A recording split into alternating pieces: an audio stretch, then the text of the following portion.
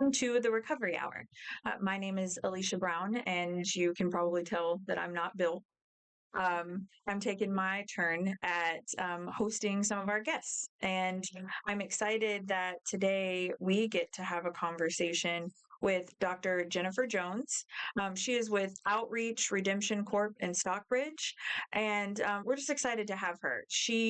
One of our coworkers, Trey, which you guys have met her. I'll let her tell about that. But everyone that's met her fell in love, came back changed, and all I've heard about is Miss Jones and Miss Jennifer. And so she's finally here today, and we were lucky enough that she was willing to sit down and let all of us kind of hear a little bit more about who she is and what she does. And I'm excited to see. So, if you can tell us a little bit about how you got here today and a little bit more about what it means to be Dr. Jones from Outreach Redemption. Oh, wow. Hi, everyone. I'm glad to be here.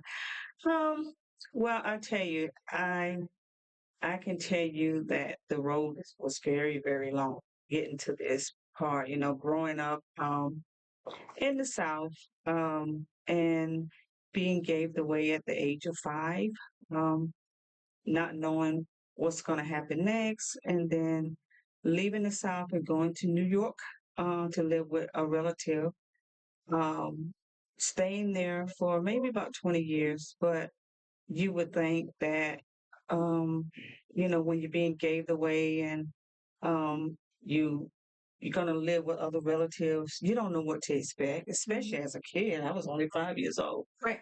so that's when a lot of the abuse, physical abuse, started, and a lot of the emotional abuse and mental abuse. And it continued for so many years until I thought, oh, well, you know what? This is the norm. This is how life is supposed to be. I'm supposed to be abused. Um, I don't like the word love in a sense sometimes because I feel like, what is love? And I don't even know what that looks like or, or what it feels like because I never had love. So, growing up there, living there, being tossed around, moved from one place to the other, coming back to the South, being happy, saying, "Oh wow, I get to meet my real mother. Oh, I'm so excited." to meeting and being rejected and abandoned by other family members and being told, we don't like you. You're worthless. You you have mental issues. You this, you that. It was like a dictatorship. Yeah. Living in a foreign country. Um, and I kept that inside for many years, thinking, well, maybe they right. I'm worthless. I will never make it. This, that, and other. But my higher power is God. That's who I believe in, and I think, and I dream a lot. So I always say, I'm a Joseph child, Joseph from the Bible, and I always said that he was a dreamer.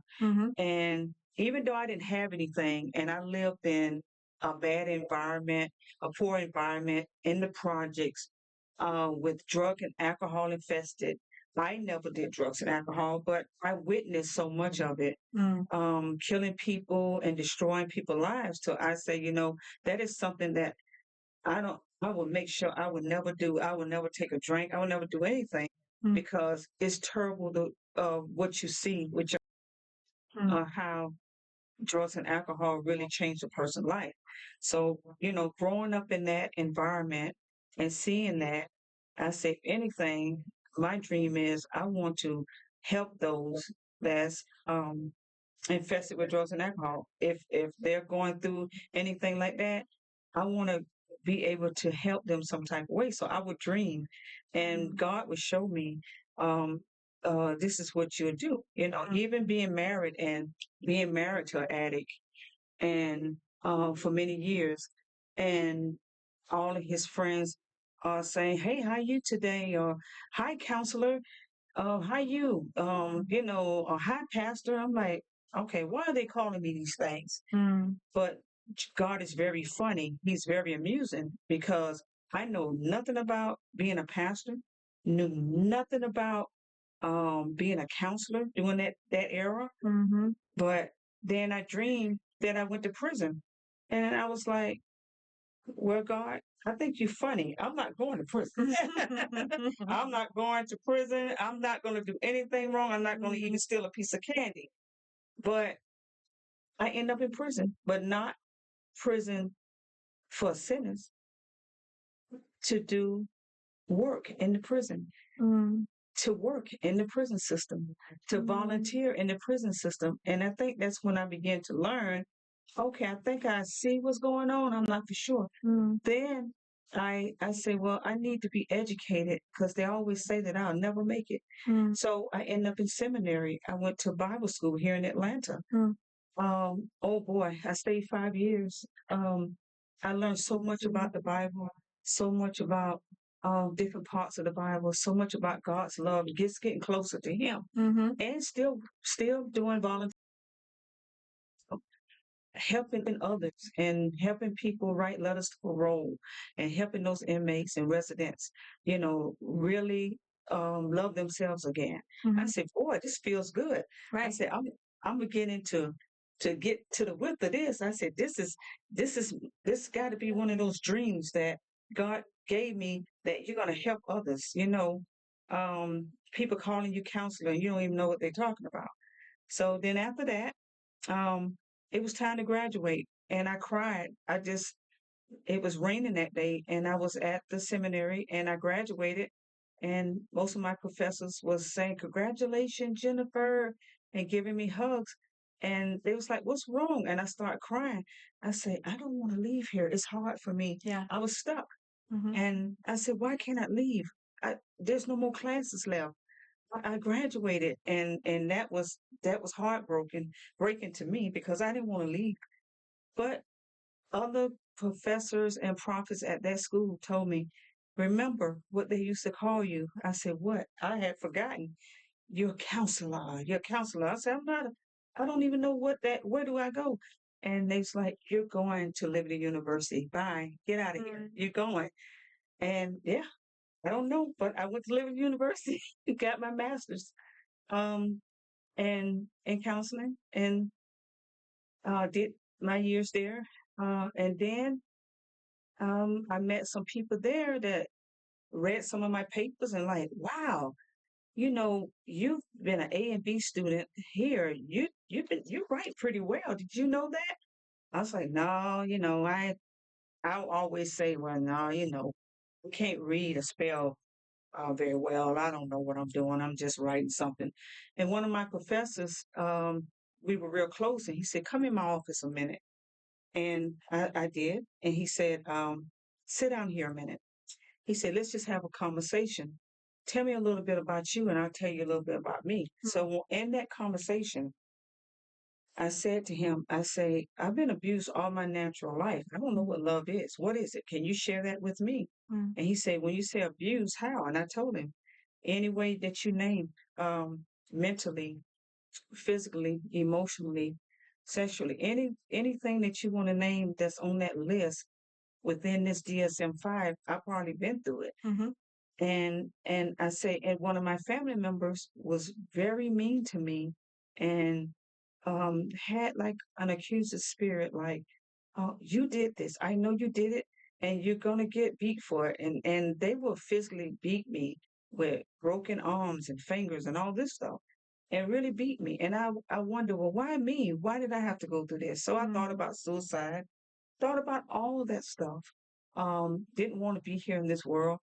And so he had me to realize, he said, you just got a master's. He said, this is a DSM-5. You guys use this in classes. And as he was interviewing me, he's a doctor, so he can diagnose. As he started interviewing me, he started saying that individual has schizophrenia. That individual had bipolar disorder. That individual had substance use disorder. And everything that he said came to light. And as I went back through my life with what I learned at the school, I said, wait a minute. All what you're saying is exactly how they treated me. they would, yeah, I could see them being schizophrenic. I could see all this stuff. So then with that, I said, you know what? I got an idea. I'm going to continue going to school. So I left and I head off to Arizona, and now I have my doctorate. I'm a doctor. Congratulations. So it never stops with me, and then God gave me the name Outreach Redemption in 2006 when I was in the prison system. And from there, I I think I just started flying like an eagle, and just going higher and higher. And now what I do, I help a lot of people. I have a lot of clients that come in for anger management. I'm certified in that. I have a lot of clients that come in for relapse prevention. I have a certification in that. I'm a clinician. I worked in mental health for 8 years, mental health facilities here in Georgia. And I learned a lot. I worked with some of the most nicest doctors and educational doctors that taught me a lot about mental health. Um, and I discovered that there's a need. There's a Oh, need absolutely. for mental health. There's a need for substance abuse. There's a need to help those with codependency. Absolutely. And even I started codependency back in 1994 with reading one of Melanie Beattie's books, The Language of Letting Go, which I really miss her. I like her material. And I said, wow, I like writing, so I started writing as well. So I already published two of my books. One I wrote about complexes because I had to figure out, um, even in my past marriage, what kind of complex was this? So I wrote about the different complexes. I'm a researcher, so I like to research. If you tell me something, I'm not going to go by what you tell me. I'm going to go ahead and research it. I want to know where it came from, where did it originated from. So that lets you know there that I was taught by the best professors. Yeah. I want to know when did it started, what year did it start. It's like doing hermeneutics, and I took that class maybe 2 times, but I loved it because it taught me how to research and to analyze. So I said to myself, if I can research these things in school, why can't I research me? Right? Why can't I teach others how to research their situation and really look in the mirror and see who they are? So I came up with this book that I wrote about complexes, characterizations of the world, um, so they can understand I'm in this world, but where did I come from? Where did it start? Right. Why substance abuse? Why would I put a dangerous drug in my body? If I go to the pharmacy and a doctor write me a prescription, the first thing I ask is, um, what's the side effects? What's the side effects? But I notice most addicts or people that's addicted, they never ask their drug dealer, what's in marijuana? Did you put any fentanyl in here? What's in this? What's in this needle? You're not asking those questions because, and I often tell people, in the ad, some people say, well, you're right about that, Dr. Jones. I don't ask those questions. I just use drugs. Why is that? And I told him, I said, because you don't care about the consequences. Right. There you go. Well, if you've already got if I already know what I'm going to this for, and it's worth whatever it costs, it really don't matter to me what's in it, right? Right. Man, is that so many Me Too's and ahas and thoughts Yes. with I heard a couple different things that really stand out that I think a lot of people that are watching or listening will relate to, and really get hope from. Um,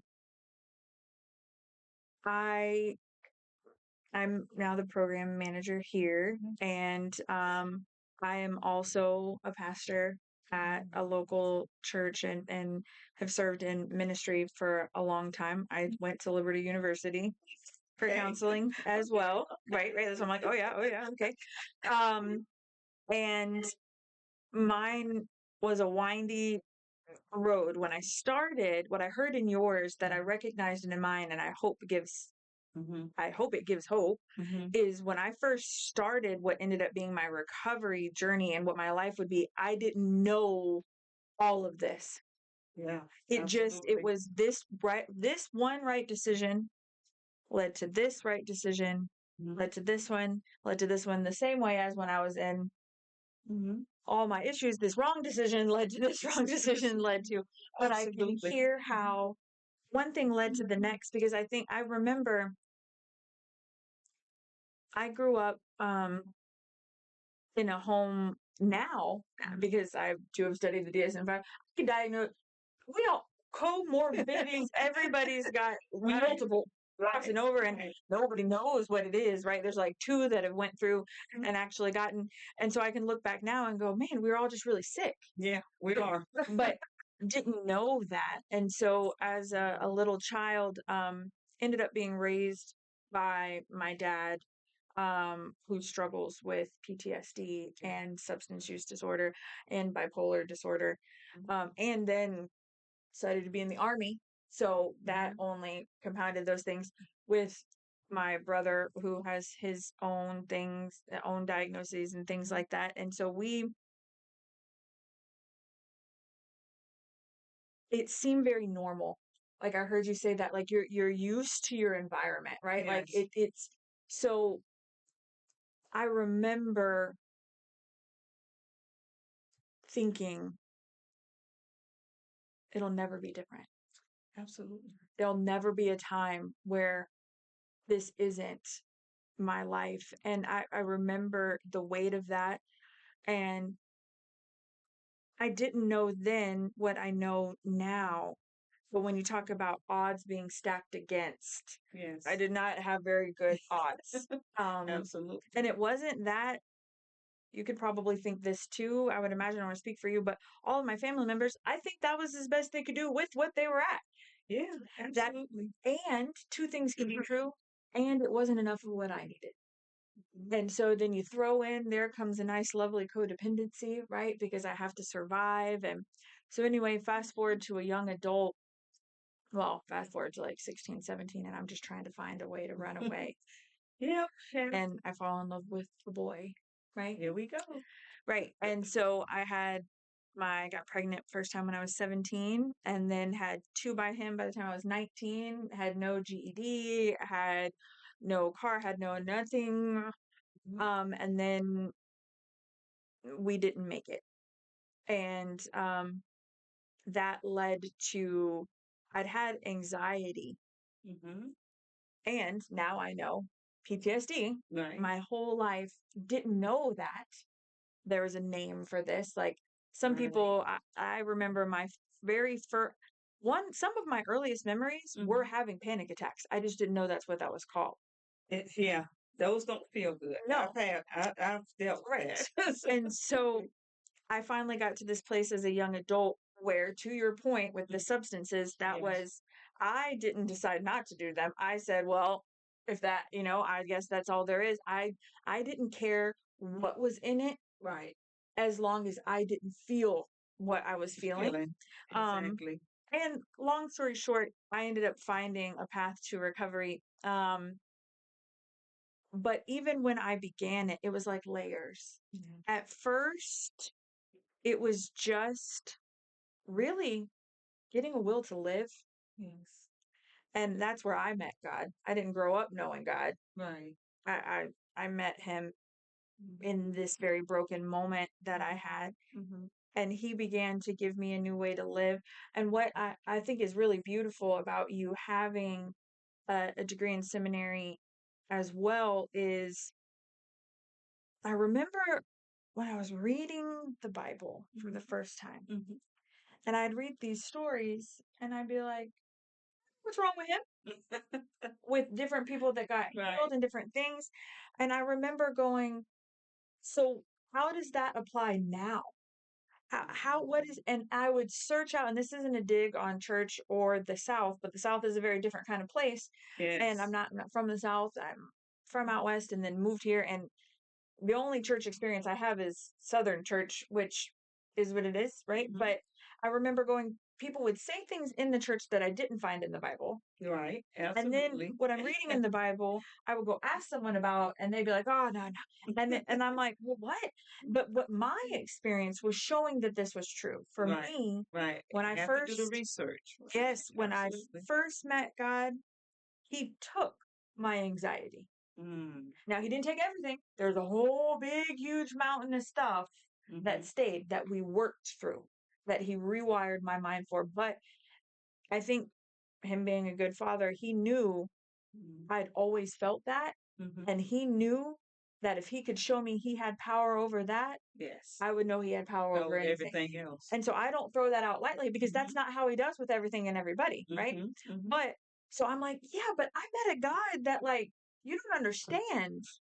And so that I pursued as I began to research Him, because I'm like, okay, what y'all saying was He's different, so I'm gonna investigate myself. Right. And I did, and I met Him all along the way, and He broadened my scope of what the body can look like.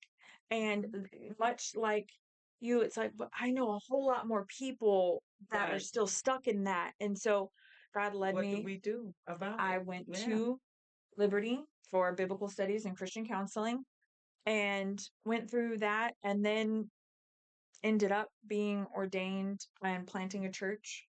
And didn't know that was coming. If you told me that when I was 23, I'd be like, okay, I don't even know if God's real. At 23, I didn't even know if I believed it, right? And so as this begins, but then this is the part where I think it's beautiful, the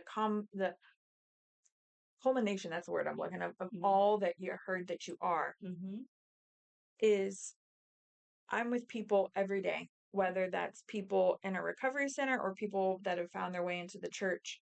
And most people in today's society don't know how to take the God of the Bible and apply it to mental health, which substance use disorder is a part of mental health. Yeah.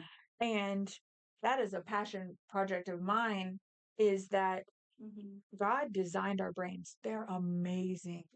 And for me, mental health doesn't go against the Bible. It confirms what it says. Exactly. And so to hear your expertise compiled this way, it's like I felt like God helped me understand it. This very simple, Yeah, very because simple.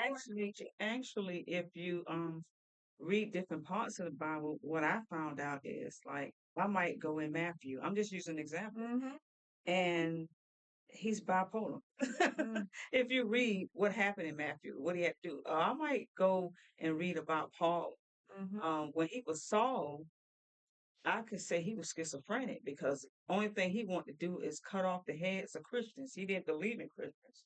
So each diagnose is in the Bible as well as in the DSM-5 or scientific. You know, if you want to go spiritual, you can go deep and find it in there. But if you want to stay, in the science field, then of course, we went to school for this, so we know what schizophrenia is, just studying the behavior. Uh, here's the thing though. I want to do with outreach is not just go out and get them and outreach to them and bring them in. I want them to have a better understanding of why did I use drugs. What was the underlying issue of me using this poison? I know the poison makes me feel good and it numb away the pain. We got all these excuses. It numbs away the pain. It feels good. It tastes good. I like it. I'm just so used to it. We have all these excuses, but it's just one thing missing. We're still not getting down to the nitty gritty of this. What was the underlying issue? Something had to happen. Correct. In order to get you over here to the wrong side of the train tracks. Right. You were already on the train and you were doing your thing, but then what happened in between that? What happened at 5 years old? Exactly. What happened at 12 years old? And when I started interviewing and talking to some of my clients, I come to find out that a lot of them repressed those memories and forgot that they were molested at 5 years old. Oh, 100%. That is a huge part. I'm so thankful that you are able, like I said, to bridge faith with this, because a lot of times in the church, I'm not talking about a specific church, but the church, oh, it's a demon, which It's maybe a yes, devil. but Yes. also there's a wound. Like it Right. said Something there. that by his stripes we're healed, right? Right. So like, and that's after it says blah blah blah. After your sins Right. and your iniquities and your transgressions Mhm. and healing, as in there's Mhm. it accomplished all Right. of these things, right? Right. It helped Right. free us from the bondage of debt. It Mhm. helped um give us a new chance Mhm. and to make right what was wrong Right. and be healed. Right. And so a lot of people don't realize that. What you're talking about is that because everybody that I know Mhm. that has struggled with substance use and or mental health, and a lot of Right. times they're best friends, Mhm. um, their issue isn't just not drinking or just not Absolutely. doing It's drugs. just right. That's just the Mhm. tip of the iceberg, and underneath is Mhm. all of this. And Mhm. in my experience, even as I walked through, I was like, why don't I remember my childhood? Exactly. And now I know. Right. But it Repress takes the someone memories taking that time to and explain yes, and the why you're doing it. yes, and the Yeah. beauty when you have Mhm. the ability, and thank God for it, to see Mhm. both. Mhm. Now when I read Mhm. science literature Yeah. Right. and or the Bible, I go, oh my, Right. they science knows Mhm. that for people with trauma, first step is getting them into a community Mhm. where they feel safe. Right. Isn't that what God said? Yeah, that's what he said. And Isn't then that what he designed? right. And so you can look at it, and so I'm so thankful um Mhm. that because a lot of times I think the faith community, they mean well. Oh yes. They just don't know Absolutely. what they don't know, Right. and they've been afraid To be educated. That's because the they think it's yeah. anti-God. It is not. It's not. And so having professionals like Mhm. you that can speak, oh no, no, I'm not just a science professional that goes to church sometimes. Right. I have a degree Mhm. in biblical studies, the same as you. Mhm. Let me show you how they go together. I think that's And really combine. exciting. Right. And people Yeah. that are watching, because Mhm. I remember, Mhm. I don't know if you had this, but I remember I knew what God had done for me and had started to do. Right. But my dad, who was still sick, I went in It's the still church and there. I'm looking for answers, and I'm like, It's still there. how do you take this to that? And it was like, I Right. felt like God helped me see it this way. Right. If I have pink eye, Mhm. I can know the answer is eye drops. Right. But if I put the eye drops in my mouth, I will still have pink eye. Right. And what I hear in you is God has taken all of those broken places Mhm. and he's packaged them beautifully and given you a wealth of knowledge with an amazing mind Mhm. and a compassionate heart.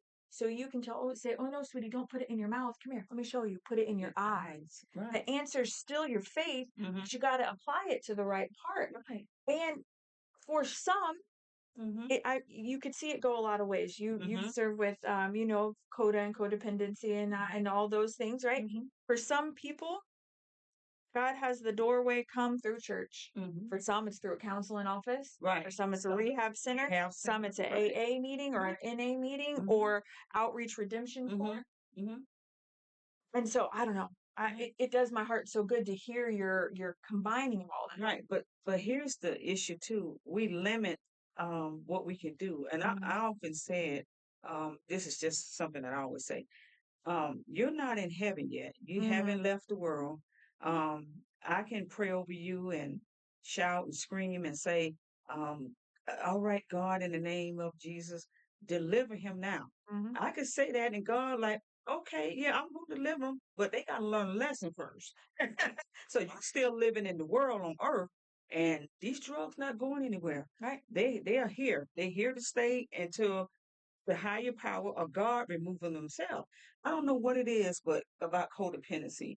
One thing I did notice is that everybody wants to be a God. You're so codependent on others, and you always want to help others do this and help them do that.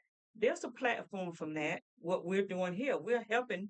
We're getting educated so we can understand ways to help you. But then we're not God. I'm Right. not going to sit up here and lie to you and say that um, I can. Let me just pray for you and everything. That's a wonderful thing. Yes, yes, pray. We wouldn't be living if we can't pray. But then too, let's don't leave out the rehab centers and throw them in the trash. Absolutely. And leave out the codependency groups and throw them in the trash. and leave out the educational part of it and throw that away. Why would you make a big school, educational school then? Why would you make a rehab center? You're building a lot of those. Why would you have all of these different locations? What they gonna do? Just sit there and grass grow up there? No, we need to fight back some type of way. Yes, the Bible. Yes, that's got to be number one. But then two, we got to find other ways and other things to do to help these people to get off drugs and alcohol. You know what? And understand that addiction. Right. Addiction is broad, it's big. It It just doesn't is. mean Be sober and get a alcohol. job. Yeah, you've just been drinking. Because guess what? You go from that to caffeine, to food, to Sugar. sex, to sugar, to Yes. sleep, to shopping. Yeah. You know, I went through the Georgia Council's CARES recovery, CPS Mhm. 80, so Certified Peer Specialist, Right. Addictive Disease.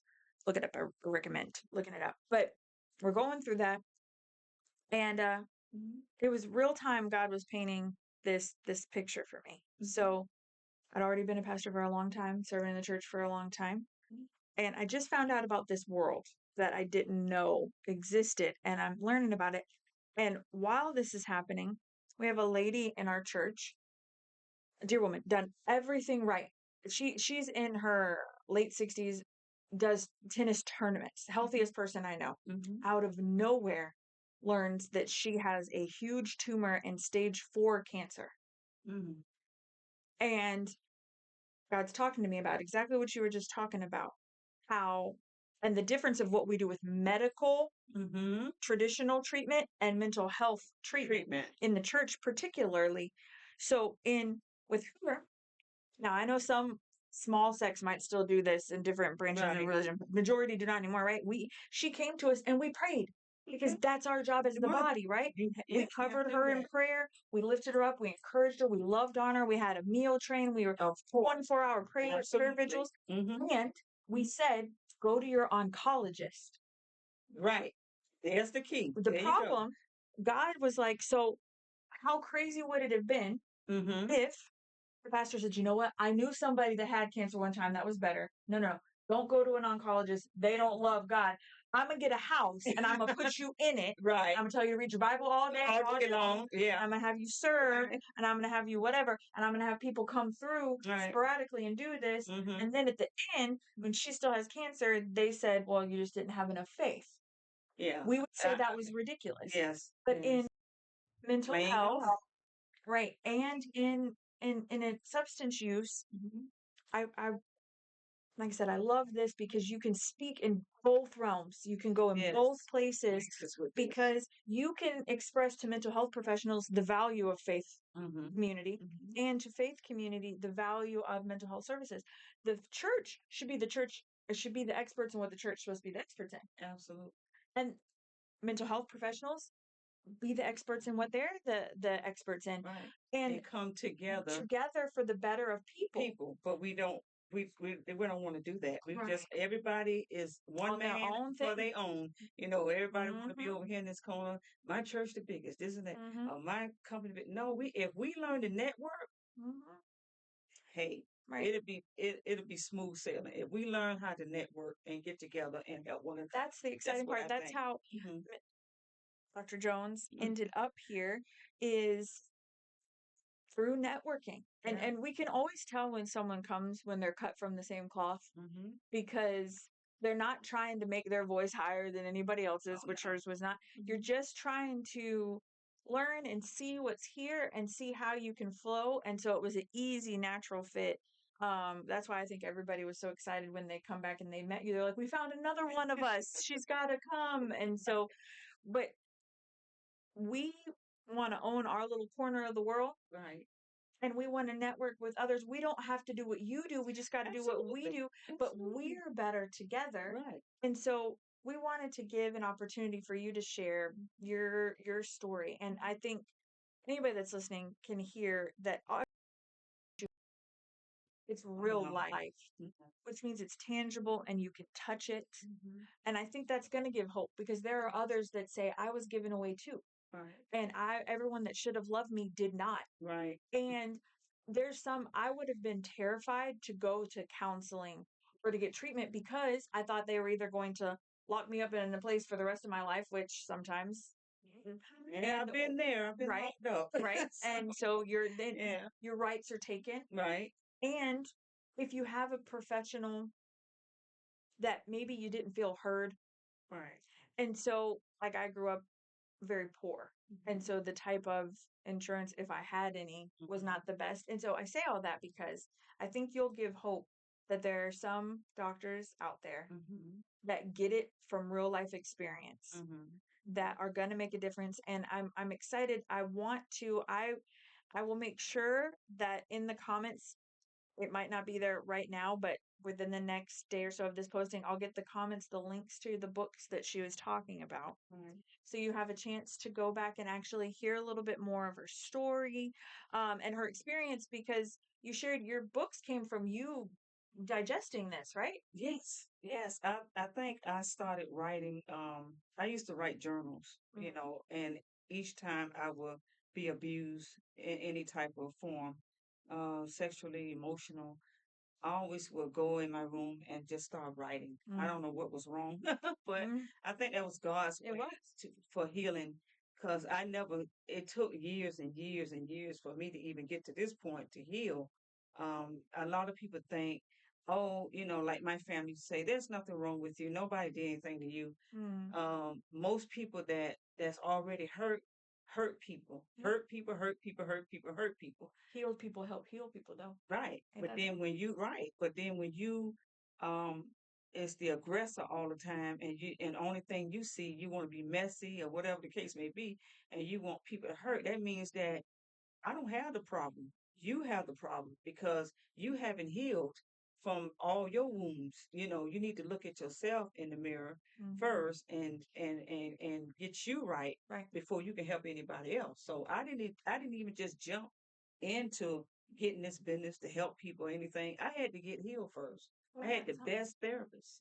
That's why So you're like I said, cut from the same cloth. Every person that comes through here, we're people in long-term recovery. yes. As in, and we're not just in long-term recovery from substance use, Right. we're in long-term recovery with mental health, Health, with codependency, with trauma, with PTSD, grief, grief, you name it. all of So, it. And yeah. and we're a work in progress, and all of us, Hmm. everything that we present, Hmm. it's a product of what we've went through. And I think that that connects with people, and that seems real. And so I'm so thankful Hmm. that you were able to come on today and share a little bit. And like I said, I will make sure that we get the links To the books. to the Outreach Redemption Corp actual, if you have what, Hmm. Facebook or Website. website, and we'll put that in there and the links to the book so people can check that out. And I'm certain that you'll be back because we're going to be good friends. Oh yes. And so I want to end with, Hmm. if, because Bill always asks this and I love it, if you had one thing you wanted to leave the people that are listening with, one statement, what would you want to tell Ask your higher power. Who am I? them? Look in the mirror and say, um, tell me the good in me, because all we do is just hear the bad enough. You didn't do this, you that, all the negative. Start saying, show me the good. Show me what I can do to get out the red zone and get back in the blue zone. And then just work it. Just have confidence. Have the will. Be willing to want the help. Be willing to understand, why am I addict? Why am I so codependent? Why I'm so sad? Why I'm so lonely? Ask those questions. We get into church and we ask things. Let's get everywhere and ask questions. Network, meet people. Go to more than one facility. Find out why schizophrenia. If I'm going to have this and I have to take Invega shots, why? What else is out there to help me while I'm going through this journey? Let's just not just stay in one realm and know that your higher power loves you and your higher power wants you to love yourself and go from there. Amen. I heard so much, but if I had to take away from talking with you, it's that our past doesn't define us. Yes. Um, that we we're capable of change, Yeah. and that questioning isn't bad. It could actually lead to some breakthrough, being curious. And so I'm taking that away. Those are gifts you gave me in this, and I appreciate it. And so thank you, everybody, for listening and checking in. And you could leave a comment about how you liked us better than Bill if you want to. I think that would probably be good since he threw us in that. And you could say, just throw in that you like Alicia and Rob better than Bill. I think that'd be good because we couldn't do this show without Rob. He's our behind the scenes person that makes all this possible. So we love you guys and thank you for watching. Thank you.